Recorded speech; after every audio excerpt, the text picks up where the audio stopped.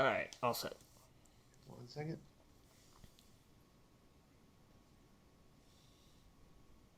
All right. In 3, 2, 1. Welcome, everybody, to We Geek Podcast. Today is December 2nd, 2020. We are almost done with 2020. My name is Adam, joined with my good friend Logan. Hello. What up, man? How's your week's been? It's been a couple weeks now, right? We had Thanksgiving. Yeah. How was that? It was fine. Turkey legs instead of a whole turkey. Paring back on everything because Yeah. we don't want to kill anybody. So Right. Right. It's good. Yeah, it was same here. I think I saw my mom and my older brother, and that was it. there you go. I warned her. I was like, don't be inviting the neighbors and your friend. And I was like, I don't want to come unless it's like just us. And even at that, it's still risky. Yeah. But yeah, same here. Had some pumpkin pie. I was excited about. Actually, it was pumpkin cheesecake. Really? But it had the Cool Whip on it. It tasted great. Shout out to my brother. He can really cook though. He's like he did a fried turkey this year. Okay. And so he's just every year he's topping himself. My mom did a regular turkey. He did a fried. It was I'm like, why are you guys competing? But that's fine. That's okay. That's it. More turkey. Why not? Yeah, exactly. Like we don't need all that. But we had man, I got so much turkey left in the refrigerator for sandwiches and stuff. So yeah. But yeah, dude, it was I moved. Yeah. So Yeah. How did that go? Because I know you were talking about that last time, and I figured it's the last couple weeks have been you handling all that and everything. yeah, so moved, got everything in. I'm still kind of going through stuff. I'm trying I want to get new stuff eventually. I threw 90% of my stuff out. Yeah. So I was like, I'm not going to take it with me. I'm not like, I don't know. You ever see something for so long and you're like, yeah, that can stay or be thrown away? That's kind of where I'm at. I don't want it. So Yeah.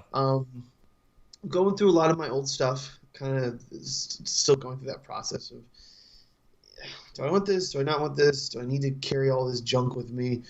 Found out most of the stuff I have are books, Fair. which I guess can't be that bad of a thing, but it's a ton of books, which can be really heavy. Yeah. It's Lifting up and downstairs, but yeah, no, I'm in right now. I'm not as cozy as I want to be because I still got a lot to do, but I'm in. That's what counts. nice. I guess. Yeah. So that's been fun, but because of that, I've only really played Shadowlands. That's the only thing I've been up to. What have you been up to? Uh, Bouncing back and forth and some stuff. The Valhalla. How's that going? It's good. It's good. I'm really enjoying it. Still just kind of digging through and taking it at my own pace. Like I'm especially on a. You can only do so much in these confines because either. They tell you on the map. It's like, oh, hey, by the way, your recommended, whatever it is they call it, I guess power level. It's a light level kind of deal. Oh, okay. Kind of thing. It's like as you add more skills and everything, your power level goes up. They did that in Odyssey, and I think they did it in Origins too. I think that's where they started that in this series. But Okay. it's always like it's basically just like, hey, look, you're not bad enough yet to be over here. Nice. So you can only explore so much. I mean, you can go other places, but you run a very, very thin line between being okay and being instantly murdered. So Right. That's what it sounds like. yeah, it gets to that Yeah. point. I'm at I don't know. I think I'm up to like 50, but I look at the map and it's like recommended low for this is 310, and I'm like, well, that's gonna take a while. Yeah.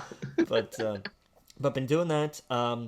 Been playing Melody of Memory, which is the Kingdom Hearts rhythm game that just came out. It's it's a rhythm game. It's fun. It's Yeah. it covers the entire story of Kingdom Hearts. With it's basically Kairi telling the whole story. Okay. From 1 through the DLC for 3. And it covers, Dream Drop Distance and Birth by Sleep, all of it, recoded, everything. Covers a whole... Okay. It's a very simplified version of the story. Oh, nice. But it covers everything, and there's 150 songs I think on there, something outrageous like that. Yeah. Damn. So and I'm trying to see if I'm good enough for that platinum, because rhythm games can be punishing at the best of times. But Yeah. it's very slow progress, and this could take a while because some of them are the difficulty trophies don't stack. Mm. Oh, So okay. there's one for for basically a no miss. They call it a full chain on this, Mm. on easy, on medium, and on hard, and they don't stack. So that's 50 on each. So you're playing 150 songs just for 3 trophies. Oh, it's wow. it's a grind. It is a hell of a grind. Yeah. But it's fun, and it helps that it's good music too. Yeah. So there is that. I'm trying to think if there's anything else I've really been digging into. I finished up Miles Morales, which was a fantastic like expansion pack. I hesitate to call it a sequel because it's not as fully. It's more like a, what was it, the Lost Legacy, the Uncharted pack that they did, Yeah. which was like a great like half price kind of side story. Yeah. Miles is pretty much the same thing. Oh, okay. It's got good content. It's a decent. There's enough there where you don't feel like, oh, I spent way too much on this thing, but there could have been a little bit more, I think. Oh, okay. But not a big knock at all. Yeah. He plays a little differently. He's got, obviously he has his Venom Strike and his camouflage abilities.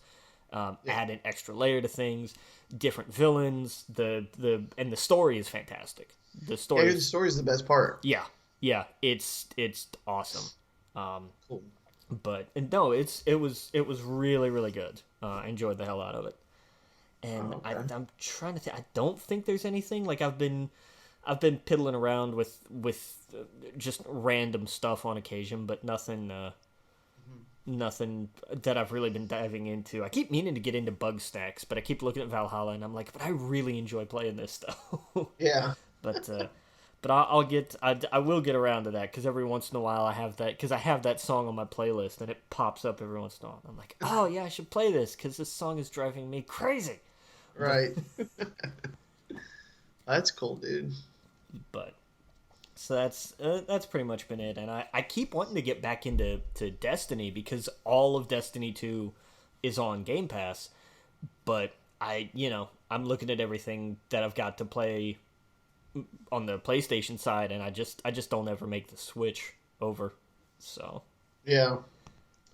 Well, it's not, but it's not cross save though, right? Like you can't go from the PlayStation to Xbox and still have your. you can. You can. I feel like there was a caveat at some point that like you could only move once, but I thought that was PC. I was never sure because I don't think it's cross. because I had somebody who swore up and down that they went back and forth with some of their old Destiny 2 saves. I mean, I can, like, for example, I can do that between PC and the PlayStation. Like if I do things on the PC, it's the same character when I log into the PlayStation because I have them connected. Right. But Xbox, when I turn on the Xbox, it's a completely different account. Okay. It's something we can look up. So it does. It actually does look like you can. Oh, that's good. Choose one Destiny 2 player account that you can access from wherever you choose to play. Oh, okay. So that you're right. So Yeah. you basically say, hey, let's say you want the PlayStation one, you can move it to Xbox, but I guess it erases what you had already on Xbox. What you're saying makes sense because what I did is I said my PlayStation is the main one, and so when I went on the PC, it was the PlayStation account. Yeah. So I'm assuming it's the same when you go on an Xbox. It's the PlayStation account. If that's what you want, whatever you have the most progress on, obviously it's the one you want to play with. Right. It looks. I'm trying to find because there is a little bit of wording here that's Yeah. kind of weird. It's not they now cross save is different than cross platform play. Right. That it doesn't have apparently. Right. It doesn't. But you can have you basically have if you link your Bungie account is really it almost acts like a cloud save more or less it seems like. Right. So yeah, it turns out you can do that. Okay, that's good. But I have the the thing being if you have Game Pass, it's all like everything from Destiny 2, even Beyond Light, is included. It's wow. It's not free on PlayStation. How does that work when it goes away, though? I guess you'd have to buy it. Oh, that. See that I don't know if that works for a games as service. If you let's say then 4 months from now they remove it, right? Yeah, but it's different by game and by agreement and what have you. Some games that have been on Game Pass have been on there for eons, and not just the first party ones, not just Microsoft's, like not just the Master Chief Collection and stuff. Sorry, hiccups all of a sudden. But there's some games that have been on there forever. With Destiny 2, I mean, if they do offer games that you have through Game Pass.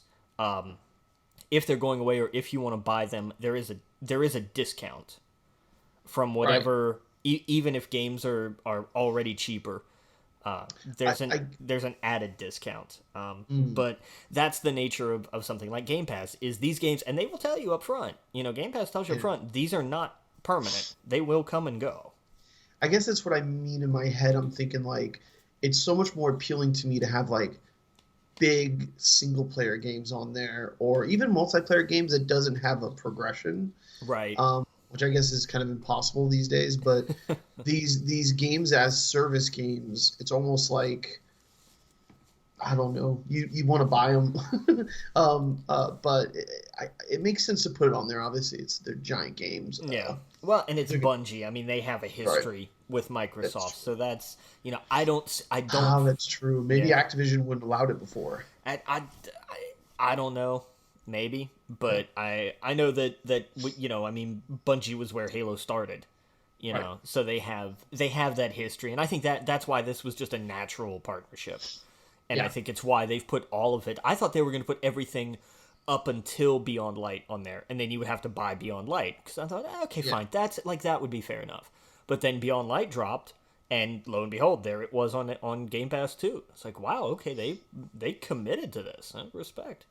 Yeah. But my problem is all the game time that I put onto Destiny 2, all my good characters were, first off, they were pre-expansion. This was back at launch with just vanilla Destiny 2, and it was on PlayStation. Yeah. So I just haven't linked that account up yet to move it over and what have you. But there's also, I'm going to miss out on the expansions because they've all been vaulted. There's it's just if you're playing Beyond Light, that's it. That's what you got. Right. So I couldn't go back and play, was it Forsaken or whatever the other stuff was. That's it's almost like you do have to have that now because you're right, everything is vaulted. Yeah. So I part of me just really wants to just wait until that reopens again, because I started to get into it before Beyond Light dropped because there was the option to go back and play each of the different expansion campaigns and the original campaign, the Red War and all of that. So I was starting to go through that, and I didn't even get close to being caught up in time. So I was just kind of like, I'm just gonna put that off to the side for now. But I don't know. We'll see. That can't stay locked behind there forever. It'll probably be for a few months, which is fine. I get it. That's. I'm not crazy about it, but I'm not the target. I'm not who they have in mind when they're like, hey, look, we need you to focus on this thing right now. They figure most everybody's caught up and bought all the other expansions or whatever expansions they wanted and all that. I just wish there would have been a little more time given they're like, hey, we're dropping all of this on Game Pass, and then in, 3 weeks, it's like, here's Beyond Light, and all that stuff that came before now is vaulted. It's like, that's... Yeah. Yeah. I would have loved to have had more time, but It'll come back around. I know it'll come back at some point, so I'm not really all that upset. Yeah.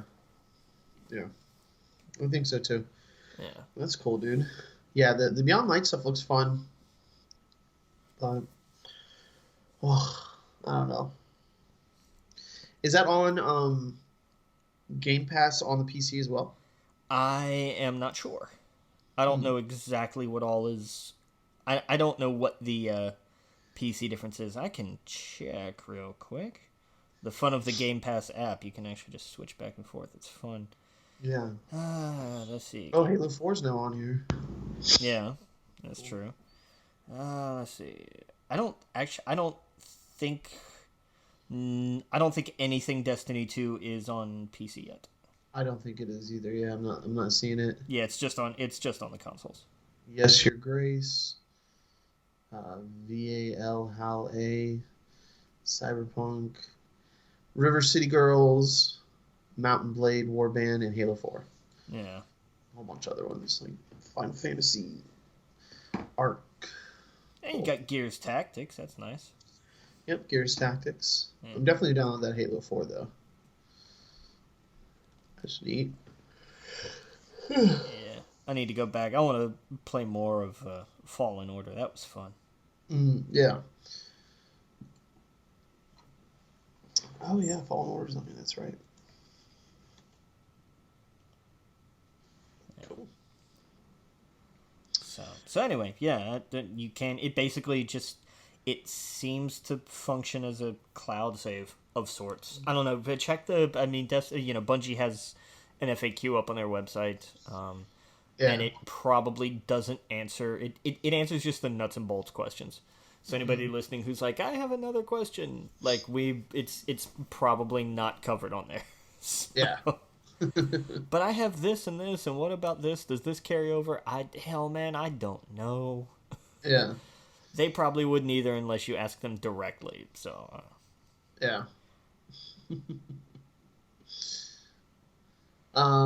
Cool, dude. Yeah, I gotta give that a look. Yeah, any spare time, I've been doing Shadowlands. Yeah. Or how's that been going? It's been going good. I am in what is it called? I'm where the Fae's at now. So there's like 4 or 5 major places in Shadowlands, and I am in the 3rd place. Okay. So I did Meltraxis, I did Bastion. Now I'm in Ardwell, something like that. It's been neat seeing a lot of old characters that have been dead and now they're in the afterlife, and been playing that with some friends. It's been fun. Did some VR chat too, which can get weird and fun, and intriguing and all over the place. Been exploring that with some friends, but yeah, I played a little bit of Spider-Man. I never beat the original on PlayStation 4, so really, I'm going back through that to go through it all. Yeah, because I can't really play. I don't want to play Miles without being Spider-Man. No, you need to. It's definitely a continuation. As much as it's a standalone, it does rely on at least some knowledge of the first game. Yes, yeah. So that's the plan. I'm going to be doing that, and that's probably what I'm playing mostly on my PlayStation over the next week or so is Spider-Man, because it runs beautifully on the PlayStation 5. Even with my rinky-dink television, it's quick and it's just fast. Yeah, it's something to go from, even like I was talking about. It's really fun. Have you done? I don't know how it is in the base game, but I know in Miles, in the base Spider-Man game, when you would fast travel, you'd have the scenes of him sitting on the subway, on his phone or whatever. Okay. Do you still have that in the base game? No, I haven't seen that. Okay. Yeah, because when I was playing with Miles, and I was like, oh, okay, well, this is way over there. I could swing because that's fun and all, and it's the mechanic is fantastic, and it really makes it fun. Yeah. But I was just like, okay, well, I don't want to do that, so I'll fast travel, and then I'll take a second, and I can open up. Oh, no, shit, I'm there already. There's no load time. It is insane. Yeah. Like, it is instantaneous. Like, I'm gonna fast travel. Okay, cool. Take a breath and play. Like, it's back. It's wild. Yeah. Yeah, no, I've only done. I haven't played that much of it. I booted up. I got to Octavius. I did that stuff, Yeah. and that's about it. I literally haven't played that much of it to see. My problem is just like with GTA is I get on it, and I'll spend 30 minutes just swinging. Yeah. Yeah, That's fair. yeah. I had a friend over, and I was like, "No, check this out." And she's like, "It's like GTA but with Spider-Man." I was like, "Yes." That's just swing. And I just love getting that game and swinging. But yeah, no, I need to go through the story. But I have had no time. I don't think I've had a day off in 2 weeks except for Thanksgiving, which isn't really a day off because you're just running around doing stuff. But yeah, that's what I'm going to be knocking out next though. Nice. Having some thermometer, the home issues. I don't even know what to call it. Thermostat?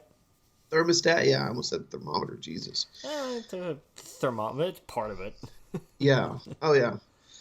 Yeah. I'm not used to a lot of this stuff, and I'm like old school where it's like I just walk up to it and change it, and it's supposed to be changed. I don't know. I understand the idea of a smart anythings, but sometimes I feel like they were done to be done, and there's no, like, I understand, I get it. I get the convenience and everything, but to me it just seems unnecessary. I mean, people want their Nest device or whatever whatever it is that they've got now. Cool, go for it, have fun. I'm old school. I like digital. I don't have to be too old school, but it doesn't need, for me, it doesn't need to be any more than that. Give me a display I can read, an up and a down, and then a setting from, cold, hot, off. Yeah. And then one to switch the fan from on to auto, and I'm done. That's it. That's all I need. I don't need anything more than that. Yeah, it's telling me it's offline. Everything's all offline, but like I just turned the heat up and I see the heat going up on it. Yeah. I did it before and I felt like it didn't change it. Yeah, and I don't know. It's telling me it's offline, but it's not. And it's asking me, do I want to do Ethernet or Wi-Fi? And I'm thinking, like, what? I'm not. Am I gonna plug my?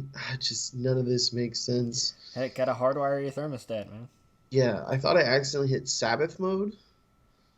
Okay. Which is kind of neat, I guess. I didn't know such a mode existed.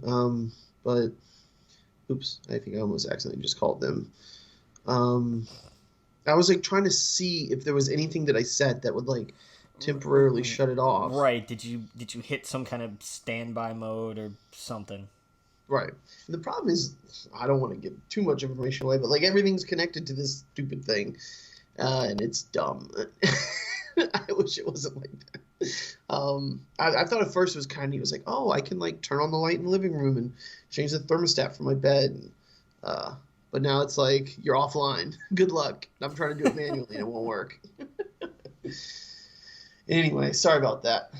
So maybe I'll freeze by the end of this. Maybe not. It looks like it's going up because, man, it is cold. Dude, I should complain. Up there, I'm sure it's freezing even worse. But I'm not used to this weather. So yeah, it's 36 right now. It's going to get down to like 25 overnight. So. Oh, goodness. But not a snowflake in sight. Unless you ask some of the people that live here, and then there's snowflakes everywhere. But we don't have any snow from the sky. Yeah. When do you guys expect snow? Like what? I never anymore. Never? No. It used to, like, last year it didn't snow. Yeah. It didn't snow until the last time it snowed here was like March, February 2019. Oh wow. But before, I don't know if it was that year or the year before, like whether it was 2018 or 2017. We had our first snow like a month ago. Okay. So it's, who the hell knows? Yeah. We've got we have rain scheduled like for down the road, but it just doesn't consistently stay cold enough for it to be snow. Yeah. Huh. Which is unfortunate because I like when it snows. Right. Yeah, someone from Florida, I don't think I could live in it because I wouldn't know what to do, but it's fun to visit and be like, hey, I'm in the snow for a day. But I can imagine like scraping the ice off your car and stuff like that. Yeah. Whew. It's not that big a deal. Yeah. It's annoying, but it helps. You know, some people, they talk about they still start their car up. I'm one of those. I still start my car up. People say, "Why? You don't have to warm a car up for it to run anymore." I'm like, that's true, but I like to warm the car up to sit in. Yes. It's like, Yeah. oh, well, yeah, that makes sense. Yeah. It's like Totally. I don't need to warm up the fluids. I know insulation has come a long way in 50 years. I understand, but Right. the inside of the car is still very cold. So Right. let's let the heat run for a bit, shall we? Yeah. Oh, absolutely. No, that makes a lot of sense. Man, sorry to interrupt us. Where were we? We hadn't started yet, so it's fine. Yeah. We don't have a whole lot of news lately. Everybody kind of took the holidays off, which was, fine. I get it. Everybody's still trying to figure out what they're going to be doing next year, too. Yeah. I know there's some things that, there's production going on some things. Was it Uncharted? Well, Uncharted wrapped production. That and, Yeah. but there was something else that was starting production. I can't remember. Or was in production. I think it was Witcher Season 2 that I saw, where it's like, yeah, we're producing, because they had, I don't know, I think they had just recently resumed, maybe, because I know they had a few COVID tests come back positive, so they were like, nope, everything stops. Yeah. But there was something else, I can't remember. It'll come back to me. I saw that. Did we talk about this before, about Netflix making a bid for $200 million for Godzilla vs. King Kong? No, but on a related note, no, that needs to be in theaters. Yeah. Netflix made a bid for more than $200 million. I guess Warner Media is preparing to offer to send a legendary sequel to HBO Max. Well, yeah, because they own it. So Right. I mean, that makes sense. Yeah. But the fact that Netflix was willing to drop $200 million for the rights to stream one project is insane. Yeah, but I mean, they were looking at something similar for No Time to Die. I just think that's bonkers. Like, how much was it to the rights? Amazon got the rights to Lord of the Rings for $250 million. Yeah, The rights to stream one movie, I don't know. I think a series would be more appealing. You'd think, but you wonder if that's more costly in the long run. That's true. Netflix didn't have to flip a cent to make it, so you're absolutely right. Yeah, but I mean, if you got to spend, I mean, that's your, and I'm also curious about where does the marketing, who handles the market? Let's say Godzilla vs. King Kong gets made, it's Legendary, it's Warner Brothers, and they've spent $200 million on it. Right. They flip it to Netflix, and that covers production costs. Right. Plus, they get a cut because everybody's getting, everybody gets their slice when it goes to streaming. But then, who handles the marketing? Is that something else in the deal that Legendary and Warner Brothers still have to put up for the marketing? Is that going to be, from Netflix? Is it a shared cost? Because marketing is usually at least half, again, as much as the budget, depending on the film. Yeah. I mean, the Avengers marketing budgets were damn near as much as the production costs. So that's always something to think about. Who puts out who makes the little shorts that go on insert name of social media platform here, who takes out the ads on, for whatever websites. But, it's always a curious thing to me to see like who would handle that in that kind of situation, because would Warner Brothers still be on the hook for it even though it's not going to theaters anymore? Would it still be handled that way? Because I don't think the exhibitors, and don't quote me on this because I don't know for sure, but I don't think the exhibitors have to cover any of the cost for putting up the posters. Like the production company has all that made. But when it's a digital service and so much of the marketing is digital, I wonder if that's a shared cost to some extent. Well, that's a good point. I just don't know. But so is Netflix, and really, let's be honest here. Everybody who has Netflix has Netflix. Right. I don't think they're going to... Right now, everybody is sort of at the top. Nobody is really driving up subscription numbers with anything. Yeah. You know, let's look at what's real here. The only thing that's going to start driving up numbers are new services. You know, those are the numbers that are going to keep going up. Netflix. I can see, like, well, for example, Mandalorian is a big reason why people have Disney Plus, right? Absolutely. I can see more Star Wars and Marvel shows keeping people there, just like Hamilton brought a ton of people to Disney Plus that like was like, hey, I've been wanting to see that for years, never got a chance. I think there's still I think when Amazon gets the Lord of the Rings out there, I think that's going to be a major hit.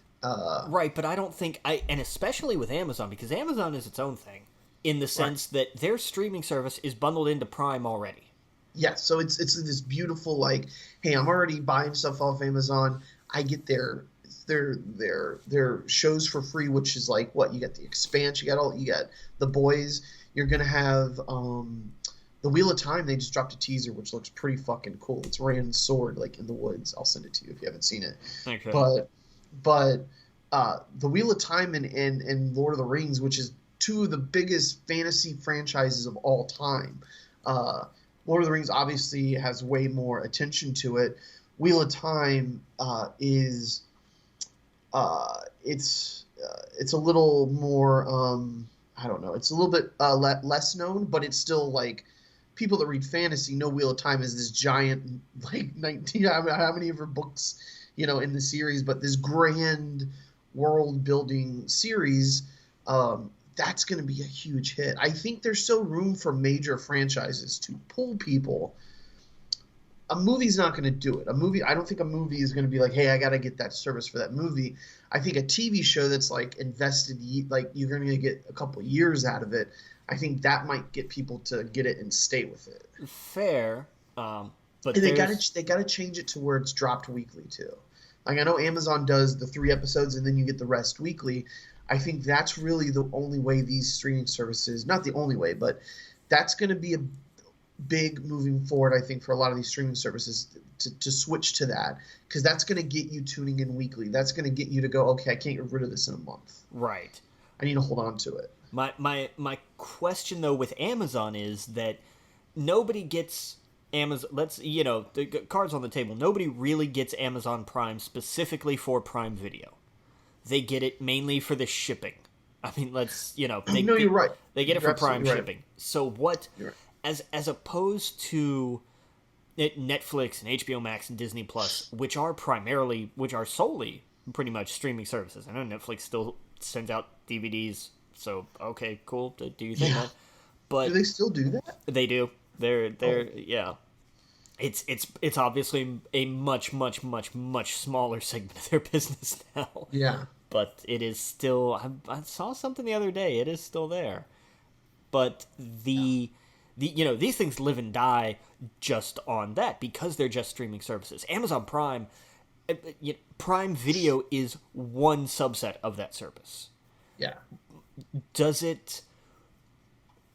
At what point does the cost, not just of acquiring the rights, but the production costs and everything on top of that, outweigh the benefits of pulling in people to this service and using that as the entryway of saying, hey, come get Amazon Prime for Prime Video and have all these extra benefits, which is why it's this much a year instead of monthly. Right. Netflix is a little more justifiable because what you get for it. Right, but also, Netflix keeps it every year. Netflix raises their price. Amazon. Yeah. I'm so sorry. I'm in Amazon. Because like I hate this, but it's so convenient at the same time. That's a whole other conversation about Amazon putting a lot of people out of business and stuff like that. But the convenience of, hey, I can have this tomorrow. Yeah. Like I need a new pair of jeans, I can have it tomorrow. I don't have to go out during COVID and risk myself in front of these people in Florida that don't wear a mask to buy a new pair of jeans, right? Like I literally just went on there. I'm doing this as an example because that's just what I did. I was like, hey, I need some new jeans. go on there. It's going to be here tomorrow in front of my door. That you know, that makes that Amazon Prime so much more worth it. Right. So that's my thing is how I would love to sit with somebody who can explain to me the metrics of justifying this one subset of this service. And that's why we're spending hundreds of millions of dollars on the rights and the production costs and everything for these shows and these movies that, you know, I want to see numbers and I want to see how because I'm just curious.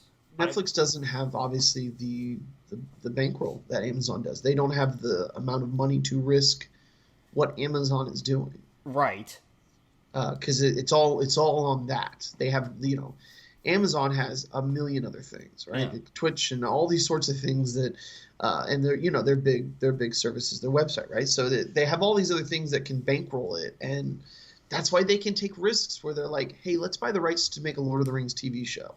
Let's buy the rights to Wheel of Time. Let's get they bought the rights to The Expanse from the Sci-Fi or whatever. Yeah. Where Netflix is like, hey, we're getting all of this stuff, and we need to make sure that. You know, it's like $20-something a month now, right? It has gone up again. I think the base, your standard package is what, $14.99 a month now. It's 14, right? Yeah, but it keeps going up. It goes up a little bit. It went up a couple bucks last year too. Yeah, you know? I have a shared account. I mostly pay for it, but every once in a while, my buddy who uses it, he'll pay for like 3 or 4 months. Yeah, and then he'll switch it back to me, and that helps, I guess. If you find someone you can share it with, get the $20 one. Yeah, fair. And then just kind of go back and forth with switching it. But, just log. What we do is we log in and we just make one card primary. That's it. Yeah. But there's, you know, so where is, and I can understand if somebody from Amazon sits down and says, look, you know, we make all of this money on all of the rest of our services, and Prime is just kind of and Prime Video is just kind of a playground. That's where we can afford Lord of the Rings. And yeah, it brings people in, obviously, especially in Lord of the Rings series. Yeah, it's going to bring people to that service, and it may help retain some people, but that I can't see that as overall being profitable. If Prime Video was a standalone service just by itself, I can't see it being tremendously profitable, if at all. So if somebody from Amazon just says, yeah, look, this service isn't technically profitable, but we make billions and billions of dollars in profit on everything else, so we can afford to just have our toys over here. Fine, I get that. I totally understand it. Something like Netflix doesn't have that luxury. Right. You know, I was going to say Disney Plus, Disney, but, well, the theme parks aren't doing so hot right now either. Right. But, you know, Netflix is always kind of my go-to example of that is their entire company. That is it. They have streaming and done. So if they're going to gamble on something, if they're going to spend big on something, it has to bring people in who aren't just going to come in and spend money, but they're going to come in and spend money and stay and keep spending money. Netflix's model is really just about survival. You know, can they outlast everybody else? I know they were the first ones really to pioneer streaming on a wider scale. I know they weren't the first ones to stream TV shows and movies and what have you, but they were the first one really to make it a service that was viable and to stick with it. But look at everything else they're going up against. Nobody else is a standalone service. Right. Hulu is a subsidiary of Disney. Disney Plus is a subsidiary of Disney. Plenty of other avenues for them to make money off of. Peacock as a subsidiary of Universal. I mean, Universal is movies and TV, and they have money coming out of everything. You know, Universal Music Group is one of the 3 only real record companies in existence. Which was something that fascinated me. It's Universal, Sony, and somebody else. But basically, every other record label is owned by somebody who is owned by one of those 3. It's ridiculous. So Universal, between the Fast and Furious franchise and DreamWorks and everything else, they Well, have money for days. So Peacock is not a doesn't need to survive on its own. There's especially now that what they've done is they're making it across the country where you'll have a data limit. You have a data limit. I don't know if Comcast is doing that nationwide. I know they're expanding it. Oh yeah, it's nationwide. Is it going to be nationwide? Yep. Yeah. It's all of their. I forgot what the. It's Xfinity is their cable and internet brand. Yeah. Let's see here. But yeah, because I know there were some markets where they had already been doing that, and I saw it was going to get expanded, but I didn't know if it was. It's 1.2 terabytes is the data cap, which to me it's baffling that, especially during the year of where we have a deadly pandemic where a lot of the workforce is sent home. Yeah, and you're like, hey. Yeah, and if you work from home, how much, you may just have one thing that you have to worry about that's a handful of megabytes. Say you're working on a PowerPoint presentation, and it's however bad. I don't know the size of a standard PowerPoint presentation, but fine, you upload that to whatever server your work has or Google Drive or what have you. But then whenever you have to access that again, if you have to re-download it, that's that upload and download goes both ways. Yeah. So all of a sudden that starts to add up. And, and streaming. Holy hell, if you stream in 4K, you're going to burn through that in a heartbeat. Yep, you're going to burn through that in a heartbeat, especially if you have multiple people living in your home, which that's what most people have in 2020, right? Like a lot of people are living together because of everything, the economy, the world burning, Just imagine a standard, what people think of as the typical family, mom, dad, son, daughter. Just think about if each one of them has their own device and they're at home, fine, maybe the mom and dad sit down and watch TV, but what if it's an Amazon TV? What if it's an Android TV? That's internet, that's not cable. The son's upstairs video gaming. He's streaming on Twitch. That's hella data. The daughter is watching something on YouTube or the CW app, whatever. Something else. I know I'm being stereotypical, but I'm in general being stereotypical as this catch-all of think about just average internet activity in that kind of just standard model house. And everything is moving to streaming. Music, hell, even Comcast has their free streaming app, right? Everything is moving to streaming. Music, everything you do. So you get, like you said, you get someone listening to music, you got someone working, you got someone watching Netflix, you got someone playing games. They said 95% of their customers nationally don't reach that threshold. But then what is your point? Why are you raising it if most of your customers don't even get there? Yeah, that's how you know something like that is an absolute lie. Because this is something Comcast said a couple of years ago when they were in front of Congress or whatever. They're like, we would never do this. We're not doing this. Yeah, but then then those rules got changed, and so so companies can do whatever the hell they want now, and that's what they're doing. Yep. And it's you here is your plan, and then after this, it's $50 a month for whatever the next step up is that they don't tell you about. Yeah. I don't cotton to any of this. You can't cap internet data usage. And this is just now. Imagine 5 years from now, how much even more connected everybody is, how everything is going to be on. Look, I'm here complaining about my fucking phone not connecting to my thermostat. That's how silly it is these days. That's how stupid this is. Yeah, that's something else to think about. The idea that, this is a whole thing to do with, if you've got a smart house, every time you're using something like that that's connected to that Wi-Fi, that's data going in and out. Now, I grant you, those particular kinds of interactions are probably fairly small. Yeah. But still, the point remains, Yeah. I just think they saw a way to make more money, and that they're going to do whatever they can. Like they said, 95% of the customers don't, but those 5% that go over, they're going to be paying, $50 every couple gigs or something like that. Which is insanity. Yeah, it's It's nuts. Yeah, it's got It a is. ton of backlash. As well For it obvious should. reason. But, Yeah. I mean, it's Comcast. Everything they do inspires backlash because they suck. So there's Yeah, that. their social media was a meltdown with people I just like, are you out of your fucking mind? Like, it, just losing their shit.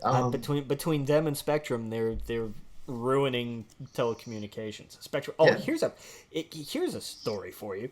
So before I moved at the end of September, on September 27th, we called Spectrum, said, "Hey, we're moving. The area we're moving to doesn't have Spectrum service. It's not even an option. Transferring wasn't even an option. So cancel the service effective immediately. We're done. We're packed up. We don't need it anymore. Peace." And the one thing that bothered me, but I understand, was they were saying, "Okay, cool, we cut off the service, but we don't prorate the bill, so you have to pay for the entire rest of the time." And I was like, that sucks, and I hate it, but all right, fine, it's cost of doing business. Flash forward to yesterday, when I get a bill for the past couple of months, and my balance is like 600 and something, and I call them up, and first I got on the online chat, because I thought, I'm not going to call because I don't want to sit on hold for 40 minutes and all that crap. Right. Got on the online chat and said, "Hey, so I canceled this service months ago. Why am I still being... Why are you billing me for months after the service was canceled?" They said, "Hang on, I have to run this up to my superior." So I was on hold on the internet chat for 40 minutes. And the response I got back was, "In order to handle this, you have to call." Oh, wow. So that was pointless. So Yeah. I called and said, "Hey, here's what happened. Here's what's going on. What the hell?" And they said, "Okay, we'll get into this here. That does sound strange." And I said, "Yeah, tell me about it." So they looked into it and they said, "Oh yeah, here's the note on the account from the call on September 27th that said cancel the services." And I said, "Okay, my question is, why weren't they canceled?" And I said, "Well, it doesn't say on here. It doesn't have a date on here when the services were requested to be canceled." I said, "I called on the 27th and said cancel the services, and was told okay, and that was the end of the conversation. There's an implication there that it means then, and done and over."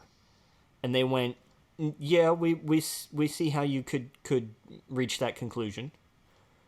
I said, "Okay, so it should have been canceled then. That was the point." Oh, wow. And they said, "Okay, well, we'll have to..." So the woman... And here's the thing. The people that I talked to, I've only ever had one bad experience with Spectrum customer service. And then one bad experience with a technician, who I guess was grumpy and having a bad day and was just a douchebag. But the phone customer service was always great, except for the time that I called, like 2 months after the last time we had gone in to renegotiate the package. The whole, "Hey, this stuff costs too much, we're going to go somewhere else, blah, blah, blah." And they say, wait, here, you can do this instead, and it's this much less, and the kicker of, "And we won't raise your rates for a year if you sign the thing." So I said, "Okay, fine." That's how cable and internet companies do business. That's how they've done business forever. So that's the game you play. Went home, blah, blah, blah. Cut to, I think, a month. Might have been 6 weeks later. Our next bill. And the price has gone up. Oh, wow. Called him on the phone. "Hey, so we just signed a whole 1-year contract, and it says right here you won't raise our rates. Our rates have been raised. What the hell?" And they said, "Well, those particular fees are something that aren't included in your contract." And I said, "That's not the way I'm reading this contract here." And they said, "Well, that is how it is. That's the cost of doing business." And I will never forget, for as long as I live, somebody from Spectrum saying, "Yeah, basically, we lied to you. We don't care.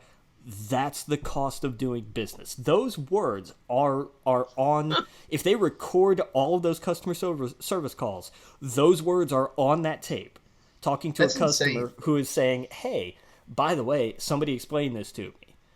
That's absolutely insane. That's the cost of doing business. That's the only, and in fairness to the people who work customer service at Spectrum, not in fairness to Spectrum, screw Spectrum, but the people that do the work. Any other time I've had an issue, always polite, always helpful. Yeah. The lady I talked to about the billing issue, polite, helpful, tried to explain everything, and I was like, okay, I just don't like your explanation. So how about we fix this? Had to run it up the flagpole to whoever was above her, and came back and said, yep, we see this. The account is, we've closed the account. We'll apply the appropriate credits to your account, and the balance will be whatever it was supposed to have been, the date of October 20th for the last billing cycle. Fine, yeah. Taken care of, no problem. But just the idea that I never blame the companies, I blame the people. I never blame the people, I blame the companies. Yeah. Is basically, that was the whole point of that story, was I try really hard never to get angry with the customer service people, because I know it's not their fault. They're not the ones sitting up there making all these stupid-ass rules trying to screw people out of money. Yeah. But if you say something to me like, that's the cost of doing business, yeah, then I'm going to get mad at you, because that's just dumb as hell. What are you doing? Yep. But anyway, that's my point, is that the companies, they're... Sorry, guys, but how many of you that are out there complaining about these prices are then also the kinds of people that say, and that's why we don't need regulation for our businesses? Yeah. This is exactly why we do need some regulations, because otherwise companies just do what they want and you just have to deal with it. I really wanted to watch the Steelers-Ravens game today, but was it Tenga that owns 60-some NBC affiliates has decided to hold AT&T hostage for more money. It was like whatever the thing that went on in New York a few years ago with, I think it was CBS Viacom. That same kind of thing. We demand more money. Well, we're not going to pay you that much money. Okay, well then, your customers don't get these channels. So I missed out on that game. And I was really upset. And especially because, Mom's a big fan of The Voice and all that kind of stuff. Can't watch it. No NBC. That's crazy. Because companies are greedy as hell. Don't tell me that I get it. On the one end, the business of business is business. If you're in business, you're out to make money.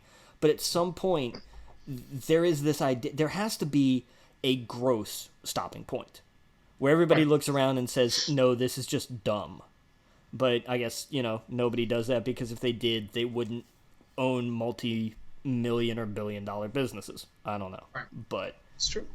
I feel like at some point, I don't know. I think it's just because I'm old-fashioned, because that was the way my grandparents ran their business. They did right by their people, and they made enough to be comfortable.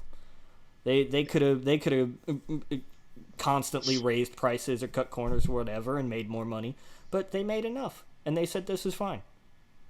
Yeah. They said, okay, cool, we'll stop here, and they were happy with that. And I just don't. I get that.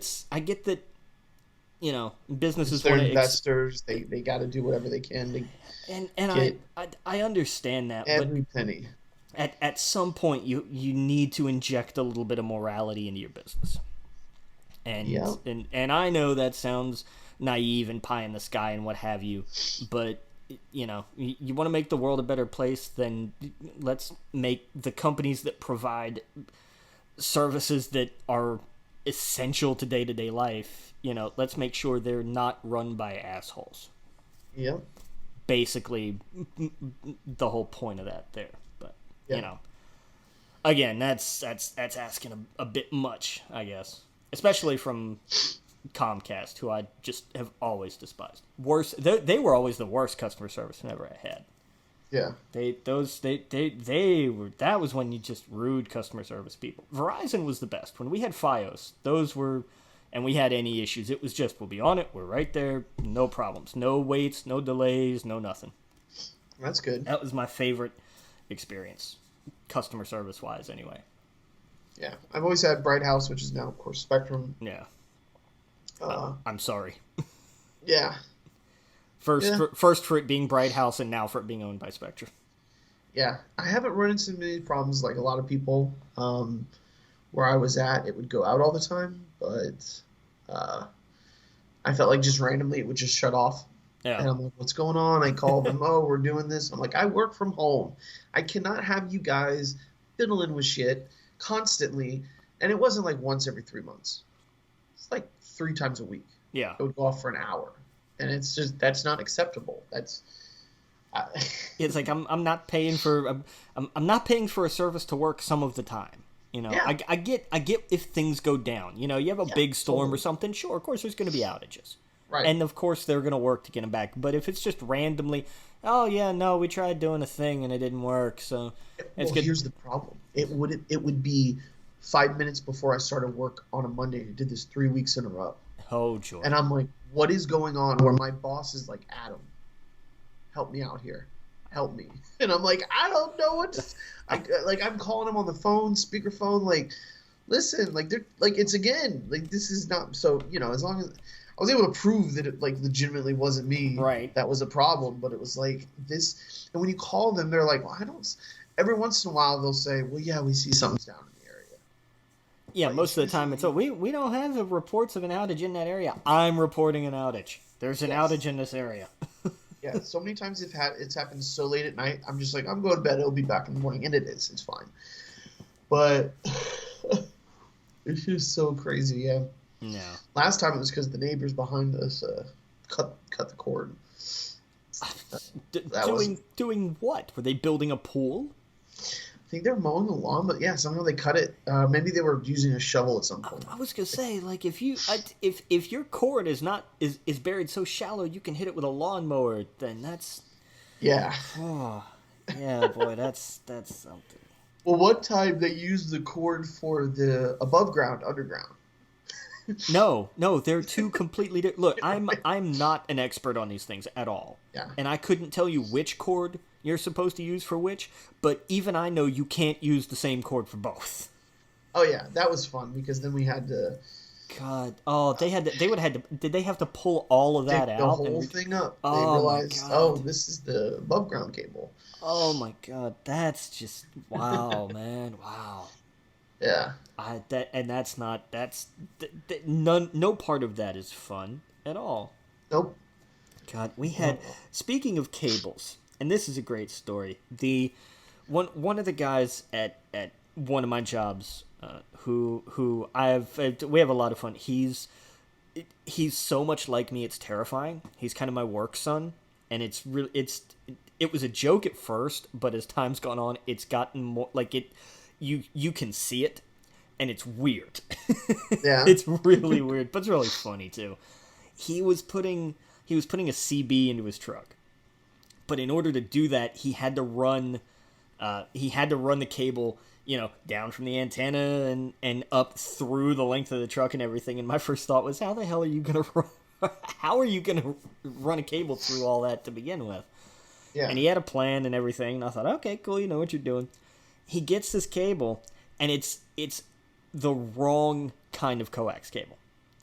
Wow. Instead of whatever he was looking for, it was braided wrong, and it was the exact. He was supposed to get. He ordered, I think it was 25 feet of cable, and they sent him what was essentially a dual braided 15-foot cable. The idea being, they sent him 30 feet of cable because it was a double braided 15-foot cable, and it was so not the same thing at all. It even the connections were wrong and everything. And it's just who in the hell just sits around and goes, yeah, this is what they ordered, so we're gonna send them this instead. It's basically the same thing, right? No, that's crazy. It's not the same thing at all. It's just I get when I make mistakes because I don't always do all the research, especially with USB cables. I can't tell you the difference between micro and mini to save my soul. I can tell you what they look like. I can plug it in and go, well, that's wrong. Oh, USB? Oh, yes, yeah. I can't. I am terrible at that. I'm awful at that to begin with. And now, my PS5 controller is a C. And I'm like, no, but I'm like, I can't, God. Oh, that's what everything's going to, though. Right. And I get that, but so much of it still isn't. And That's it's, true. anything with headphones, any headphones that you plug in to charge, any Bluetooth headphones everything that I have, I think is mini. No, no, So, no. My new Steel Series is USB-C. is it really? Yeah. Okay. I don't Yeah, know. I because guess just I was trying to charge them the other day, and I was like, oh wait, yeah. and plus it's USB-C for the Bluetooth for the not only the PlayStation but the PC. Yeah. Interesting. Fair enough. Yeah, and I was like looking for because I have a million USB mini, like you said, the mini cables. Yeah, so do I I. call them Android cables because I'm like that's the Android phone cable. Fair enough. Yeah. Yeah, and the Lightning bolt is just in my head. I'm like that's the Apple, and then Android are the other ones. Right. And then, That's fair. yeah, and my headphones I have on right now is what you're talking about, the regular USB minis. Yeah.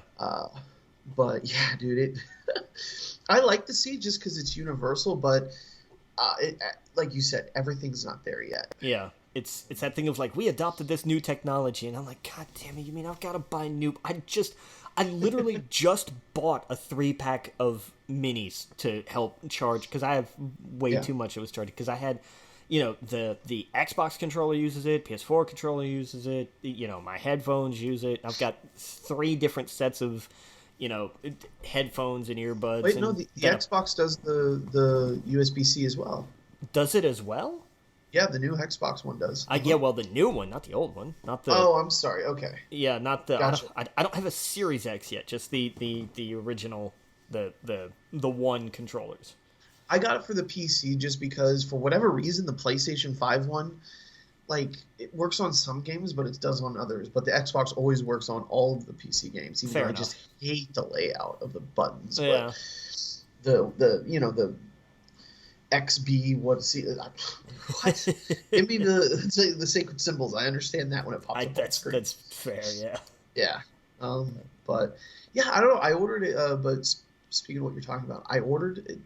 They're actually not bad price. They're exactly the same as mini USB. So there's that. It's not like a. Yeah. I went on Amazon. I think it was like $10, and I got a pack of 3 of them. Yeah. Which is pretty good, but yeah, I was scavenging for I couldn't find my headset one, so I went and used the PlayStation. So I was like, wait, where is it at? I was going through all these boxes. Yeah, it's kind of a nightmare. Yeah, I got because I think they had a Black Friday deal on USB-Cs, because I think I got that too. Yeah, But so I've got I have enough cords. If I braided every kind of USB cord that I had, I could absolutely hang myself with. I have many. So many. And some of them don't even work anymore. Right. And it's just, and don't even get me started on cords for external hard drives, because they have their own format, and it's just, one of those goes shot and it's a nightmare. That was what happened to my one external, where it's like, this kind of works. Why? Well, because the cord's crap. Great, so I got to take one from the other one. Yeah, but the damage is kind of already done on the drive. So I basically have a drive that's frozen in time. Like, what's on it is on it, and that's it. It's never going to change anymore. So that's a whole thing I'll have to figure out at some point. I can reformat it and whatever, but it's a 4, and it's damn near full. So I've got to transfer everything off of that, and it's just a nightmare. But I'll get around to that at some point. Yeah. But that's always fun. Yep. And looking around and extensions and connectors. I got a display port to HDMI adapter the other day. I got an XLR to USB adapter for one of my other microphones. So I found my old XLR cables, the one that I bought, the one that came with my little recording suite software, the one that I made, because that was a thing we had to do in class. It was like, here, make your own XLR cable. I'm like, all right, fine. That was a grade. But and that's not to mention, I can go to the storage unit and grab my bag of every RF adapter I have ever owned for everything. Yeah. Oh, wow. No TV I had, just none of the ones I had ever had the 3 on the back, the red, the white, and the yellow. Never had them. I had to have an RF adapter for every system. Oh, wow. It was, God, and I have so many. It's sad because I'd use them up, or I'd lose one, and then wherever in the hell it would be. But I've just there's a bag, and it's from a steakhouse. I think it's from Leroy Selman's of all places. And it's a bag, and it's nothing but full of these old cables, power cables, RF adapters. I think there's some AV cables. It's just this giant to-go bag of cables, and you could bludgeon a cow with it. It's ridiculous. Wow. It's I think it's why didn't you ever throw them away? Well, I might need them someday. No, I'm never going to need them ever in life. Ever again at all. Yeah. Well, then get rid of them. They just fit in this corner over here. It's forget it, Jake. It's Chinatown. There's no there's no getting away from that. But it's gonna be like that going forward. People are gonna have USB micro cables forever, and it's like nothing uses this anymore. We're on USB gamma now. Like this was 30 years ago. Get rid of them. Back in my day. Right. Somebody will dig up a USB-C cable, send it to the Smithsonian, Yeah. So, so that's always fun. So, so we ought to talk about some news. There has been some. Oh yeah. Hey, that's right. That's what we do here. We talk about news. Oh yeah. News is everything's going to USB-C, so you're all outdated. The end. We got to, like I said, there's not a ton of news to go by. They did announce Wonder Woman will be streaming on HBO Max on December, as well as being in theaters, and that it will stream in 4K with support for Dolby Atmos for anybody who has that kind of system or headphones set up.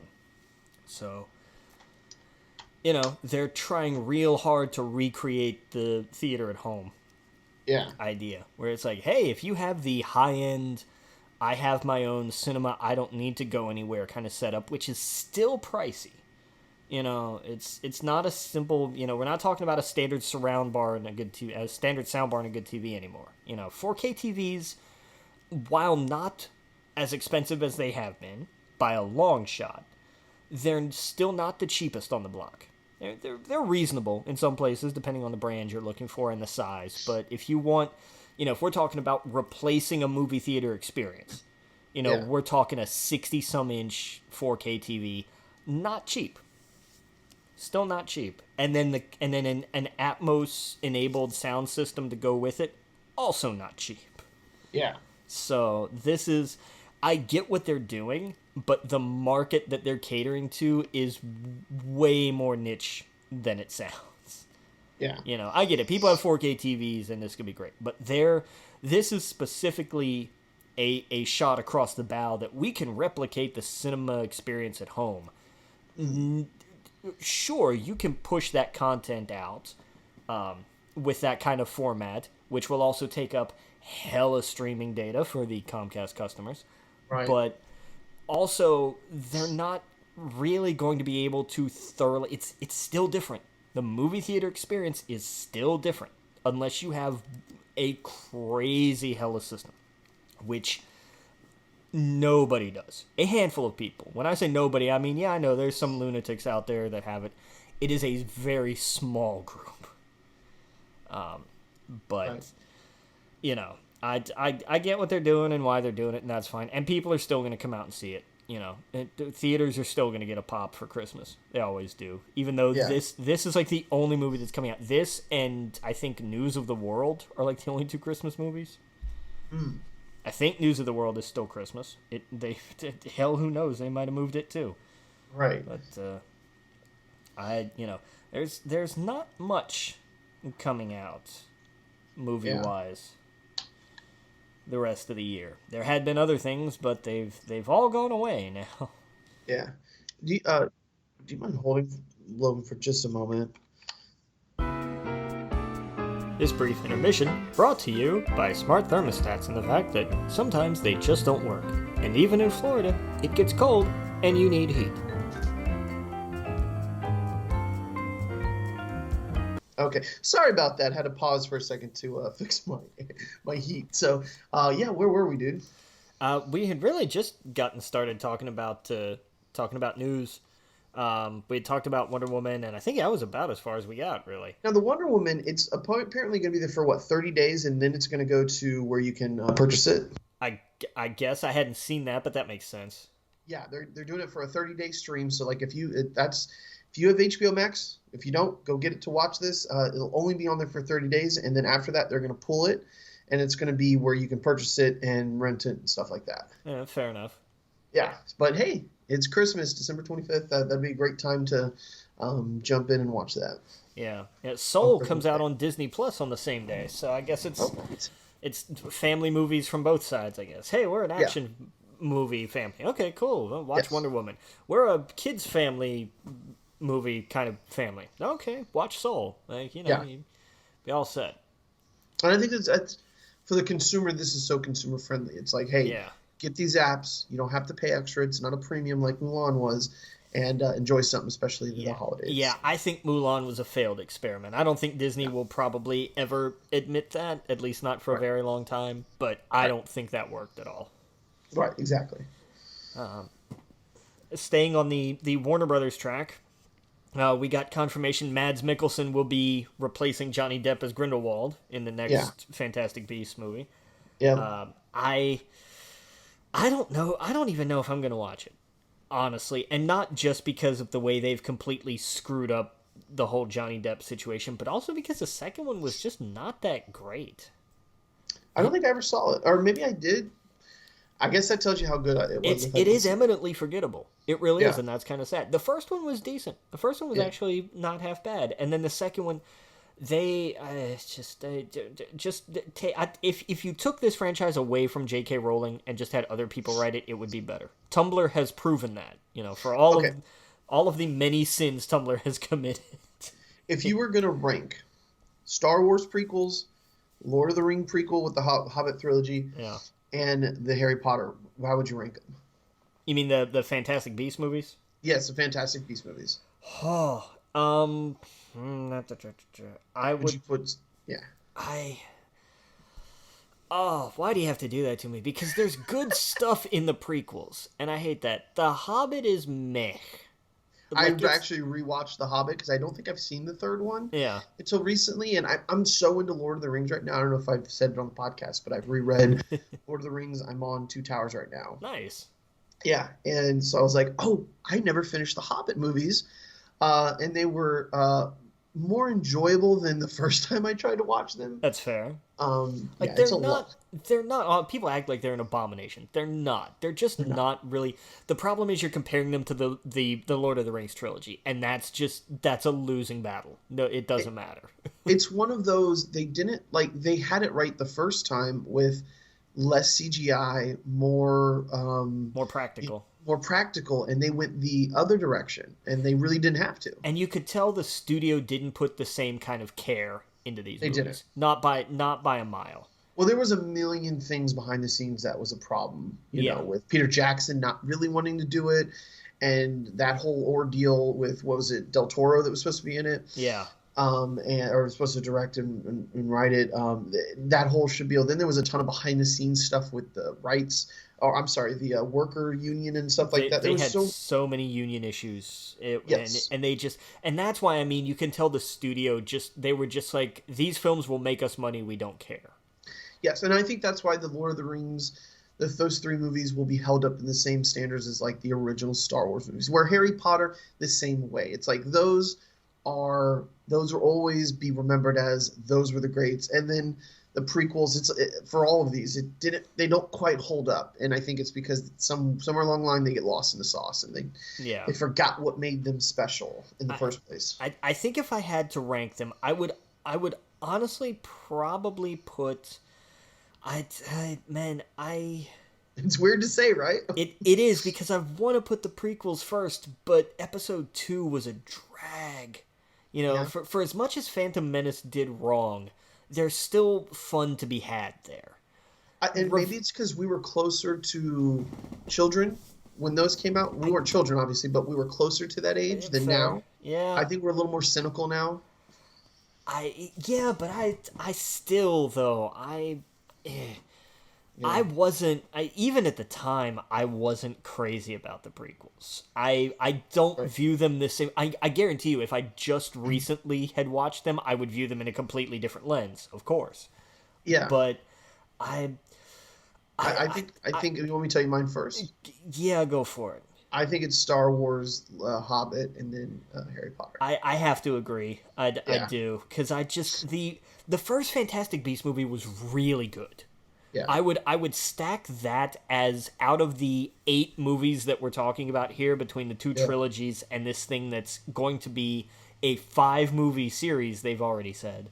Yeah. Which we'll see how that goes. Well, they talked about that like right off. Like, oh no, this is going to be 5 movies. Like wait, which one's going to be 5 movies? The Fantastic Beasts. Oh, no way. Oh yeah, no, they said outright like it's going to be 5 movies. That's crazy. We'll see. Doesn't have that magic. No, it doesn't, and that's there's so many problems with it. But the thing is, the first one was good. The first one was a fun. If it had been a one-off, here's a cute little look. Newt Scamander is an adorable little guy who just loves critters and gosh golly, things just happen to him. That would have been great, and they should have left it at that. And he had one little run-in with somebody who was connected to Grindelwald, and that, and that had been that, and it was a side adventure and not something that now this guy is supposed to be intrinsically woven into the downfall of Grindelwald, and he's hella important and everything, and it's like they are. I know it sounds weird about something fictional to say they're making it up as they go along, but there was no plan for any sort of. It's kind of the same problem. Star Wars, the sequel trilogy had some of the same. I was just getting to that. Like, it had the same. They were just kind of like, we made this movie, okay, well now we have to make the next one, okay, and then we have to make the next one, but they don't have the same arc. There's not an outline in any way to all of them, and it's done. The particular problem with Fantastic Beasts is there is so much already established canon, and the second movie in particular just destroys it. Yeah. There's so much that it just decides, none of this is important. We're going to rewrite it, even though it's already stated established history and so on and so on. And there's no care really given to it. And it's unfortunate. But no, I have to agree. I think I go prequels, Hobbit, Fantastic Beasts, same way. Yeah. But and not a knock on anybody in it. Everybody who's been in it has been fantastic. Eddie Redmayne as Newt Scamander was wonderful. Johnny Depp did a good Grindelwald. I think Mads Mikkelsen will do a great different Grindelwald, because it's going to be a very different character now. Yes. Yeah. But there's the heart is not there. The magic, the wonder, it's just not there. There were glimpses of it in the first one, where it was like, all right, this isn't bad. And then, but Crimes of Grindelwald was a crime against the fans of the series. It honestly was, and it's not a great movie on top of that. But anyway, Universal has decided that James Wan needs to produce, and Julius Avery, the guy who directed Overlord, which was actually really good, need to direct, need to be involved with a Van Helsing reboot again. Okay. Because they can't just let this franchise, how many there was what, the Hugh Jackman Van Helsing, and then didn't they do one, they did something on Netflix, didn't they? Yeah, there was something, but I never saw it. I genuinely just wasn't interested. I was like, oh, it's another Van Helsing thing where I bet that, because I think they flipped it where it was like his daughter or granddaughter or something, and I was like, that's cool, but it's going to be more Monster of the Week-ish kind of stuff probably. I really just wasn't interested. And I hate that. Yeah. But of everything that Universal has that they could be working on, why this? Right. Yeah. I mean, especially after The Invisible Man was fantastic. Yeah. Did you see that one? I haven't seen it, but I heard it's good. It's on HBO Max. You really should check it out. Yeah. It's You know what I was real fast, not to back up. I'm sorry. I was just so fresh on my mind. We're talking about the prequels real fast. And The Hobbit. Never mind. It's completely going to throw it off. You remember the scene with Legolas climbing up the blocks? Yes. That scene's just etched in my mind of like what was totally wrong with those movies. Yeah. Where he's climbing up that, and if you look back at like the fight scene from the first movie, and it's Aragorn and it's Boromir, right? And he's fighting to protect the hobbits. Yeah. It's so quick. It's a couple minutes. It's not too long, but it's effective. Where then at the end of The Hobbit, you just got him. Looks like he's in the Matrix. Sorry, I hate to. I know I threw everything off with that, but it was fresh on my mind before we moved ahead, and it just that stuff irks me. But yeah, man, Van Helsing never interests me at all whatsoever. So this doesn't interest me at all. James Wan, that's great. Julie Savory, like you said, Overlord is a fantastic movie. Yeah. So is it going to be on Netflix or something? No, I imagine it'll be theatrical. Okay. Well, I'll probably catch it where it's streaming somewhere. Yeah. Yeah.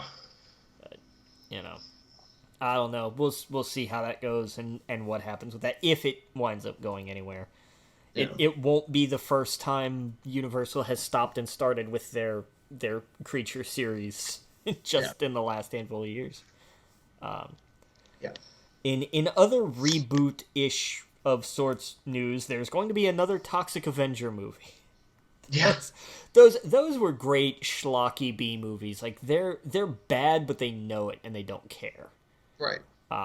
And this one though is going to be interesting. It's going to star Peter Dinklage. Well, that's the most interesting thing about it. I didn't care about this until I saw that. No, I was the same way because there had been rumblings of a Toxic Avenger relaunch or remake or something for forever now. Yeah. But it was always just kind of one of those, yeah, well, okay, whatever. And now they've got Peter Dinklage involved, so I dare say this is probably going to happen. Yeah. But now I'm actually mildly interested. But, we have seen that not everything he touches turns to gold. Yeah. But not through any fault of his own, because he didn't write the original script for The Ghost in Destiny. So. Yeah. But I don't know. I'm interested. It could be something. Yeah, really, the only TV news I could come up with was the quick note that the Daredevil rights for television have finally reverted back to Marvel. Yeah. So, or that character to be used in TV and film, whatever in general. Right. So I would not be surprised, and I know Vincent D'Onofrio has been banging the drum as hard as he can. He wants to be in Spider-Man. He wants to bring Kingpin to the Spider-Man series, and I think that would be awesome. I would love that. I think if we're going to see any of these guys in the immediate future, it's going to be during the mid or post-credit scene. It's going to be in the tease for sure. And I think you have to reestablish them. Because otherwise you're going to have to advertise to people, hey, for all the story on these guys, you have to go to a competitor and watch that show and then come back here. It's not It's not tremendous business sense, but also I don't see it being a terrible thing for Disney. I think they can afford to say, you know what, fine, those, because that is a Netflix show and that's not going anywhere. They're not going to be able to buy that out from them. Right. And I mean, why would they? It still draws people in. Hell, I still go back and rewatch it. It's a damn good show. It is. Yeah, I completely agree with you. Reestablish him, put him in there. Yeah, he's the perfect Kingpin. It's perfect. Yeah, and have you can hint at everything, but I mean, you can even restart in a sense. Daredevil and Foggy and all them, and just kind of hint back at what happened. Right. Without and not be beholden to it. You can go off on a completely, okay, this book is closed, except for the Kingpin, if you want. Right.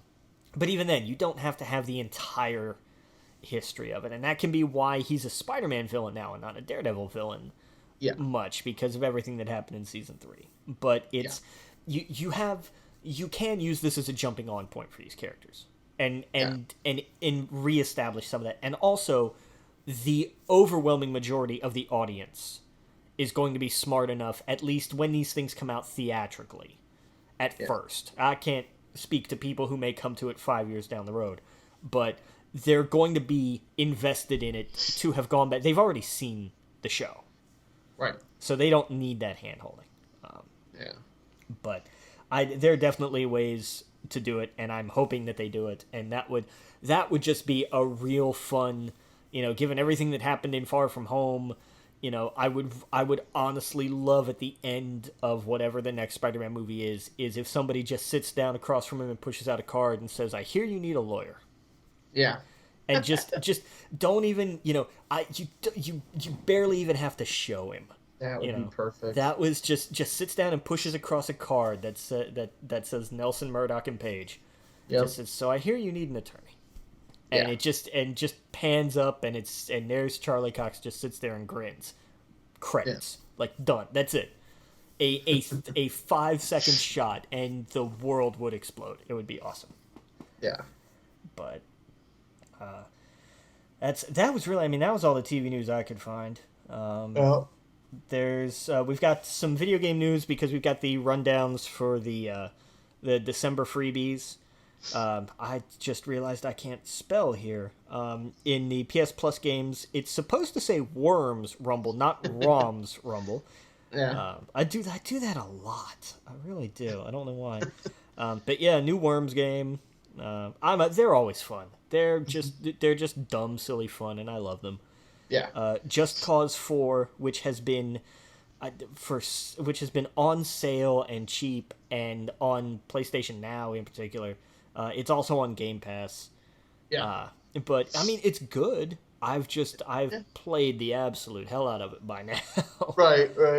And Rocket Arena, which was also on Game Pass, but this is a good fun little pickup for PlayStation. It's fun 3-on-3. It's goofy. It's high octane.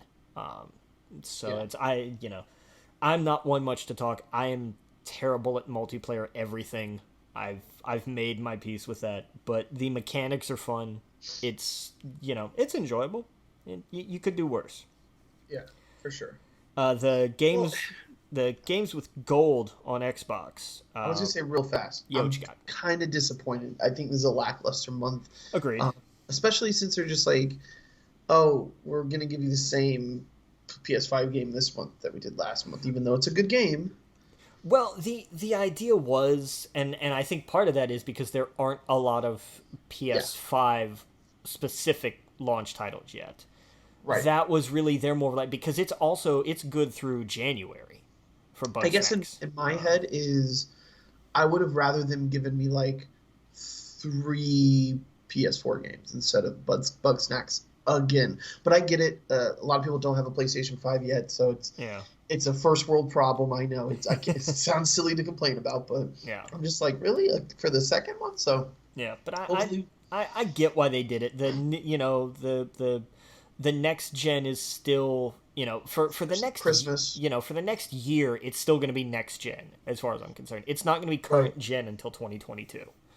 Right. Because then you'll have a much higher adoption rate and everything, and then you can say, now we should be focusing on this more and more. But we'll still get, I don't think we'll start getting PS5 freebies really until we have PS5 games. I think January they can put something on there, some indie game or something can go on there. Maybe, but I don't know. If not, pump more PlayStation. You can't even play Avengers on PlayStation 5 yet, can you? No, it's still just the PS4 version. See, something like that would be a big get. Not really, because nobody's playing it anymore.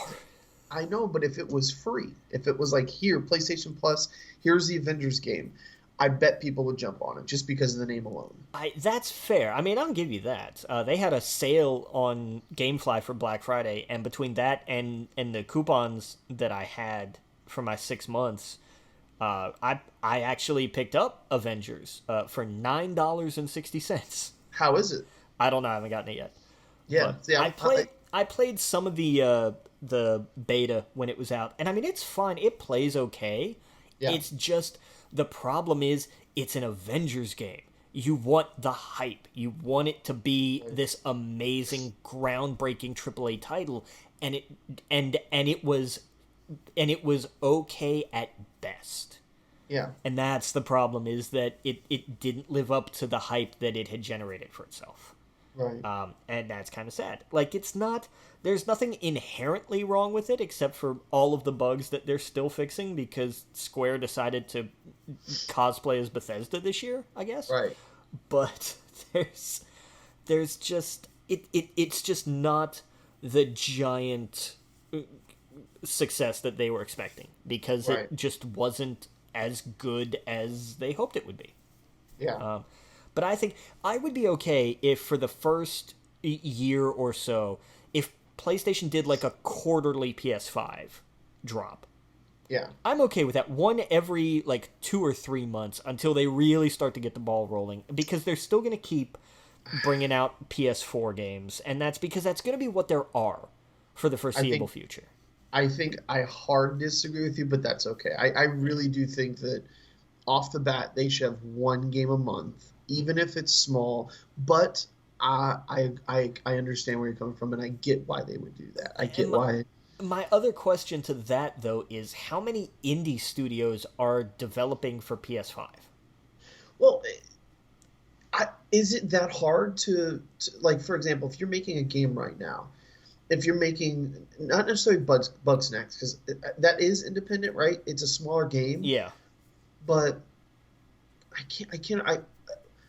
I imagine if you were making a game in the last couple of years, you were doing it for the 5, and you were doing it like, especially an indie game, right? You wanted to come out on Xbox One, PlayStation 5, and PC, right? And Switch. Maybe. I mean, but here's the thing though: if the 5 still plays 4 games, I think the upgrade to those dev kits is pricey. PlayStation 4 had PS4 games the first month it was out, right? Or am I remembering this wrong? Hey, I gotta go. Yep, that's your. I'll be back that's in your like thermostat fixer. Yes, I'll be right back. Would Adam get his heating fixed? Would this episode, like 2020, ever actually come to an end? Tune in next week on We Geek Podcast for the exciting conclusion of the 200th episode, Part 2.